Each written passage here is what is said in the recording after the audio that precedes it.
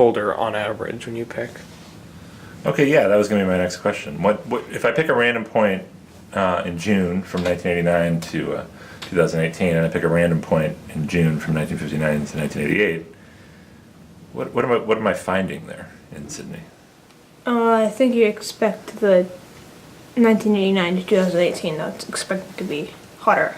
Okay. The warmer data point most of the time. I mean, you might have a case where you pick a really hot one on the blue graph, and you may pick a really cold one on the red graph. Uh-huh.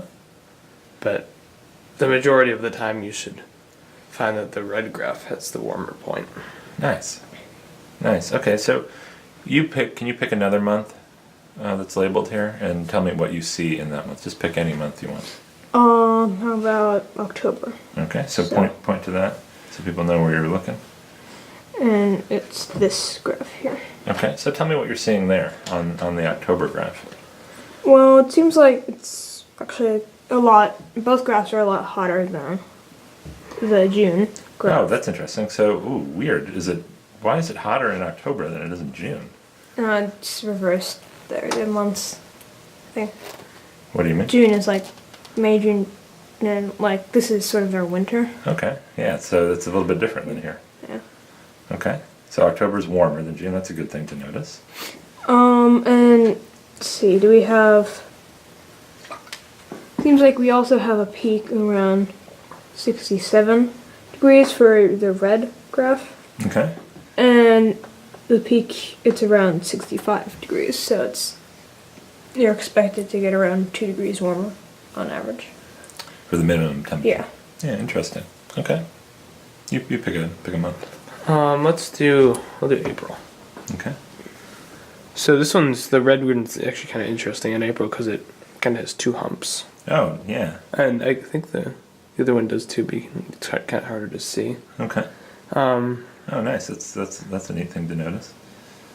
But again, for the red one, I guess the first hump's like 51 and the second hump's like 55, so maybe you're around 53 on average. And then the first hump for the blues kind of like 47, the second one's like 52. So around 49, 50 on average. Okay. So what do you see there for April then?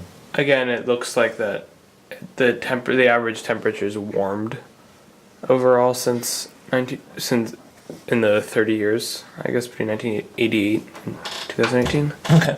So tell me, what do you think of this presentation for this information? Do you think this is a good presentation? Yeah.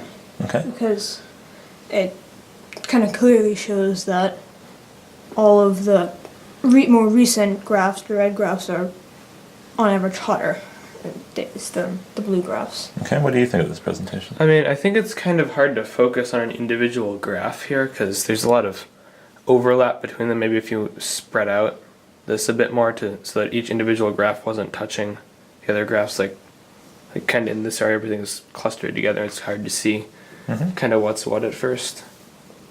Okay. And it's also not really too misleading. I mean, it doesn't start at 0, but it has a 50-degree range. Yeah. So it's not like you could think that this was a huge increase. Yeah, and actually that's an interesting point. Sometimes not starting at 0 does give rise to something that gives you a little bit misleading. Why is it? Do you think it's okay to start at 30 degrees here for this one? Well, there are no data. There's no data for any temperatures being below that. Okay. I think. Yeah, just a little bit more than 30 degrees. It doesn't get as cold, I guess. Yeah. So this is sort of a natural range of temperatures to think about for apparently. I mean, we don't know so much about Sydney, but this is a natural range of temperatures to think about for Sydney.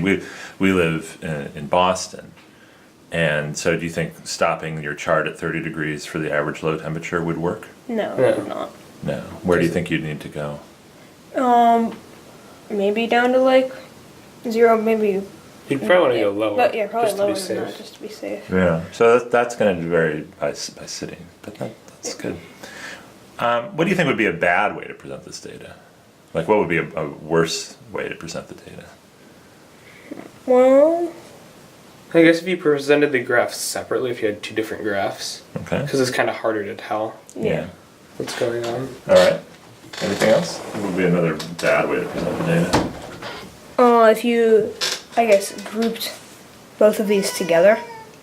So Oh, if you oh, grouped the blue interesting. and the red together, then it wouldn't show anything at all, actually. Our cat is back. Yeah.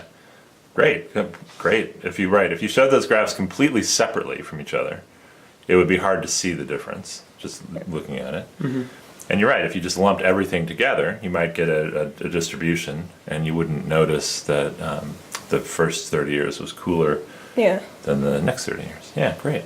Okay. Or if you also had an unequal year range, like maybe you only had like the last 10 years and then the previous 50 years. Ah. Okay. Yeah. Why could that potentially be misleading? That's actually a subtle point.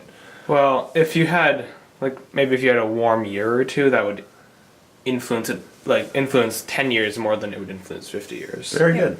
Very good. Wow. All right. Hey, great discussion this morning, guys. Good work. Thanks to Deke Arndt for these terrific graphs.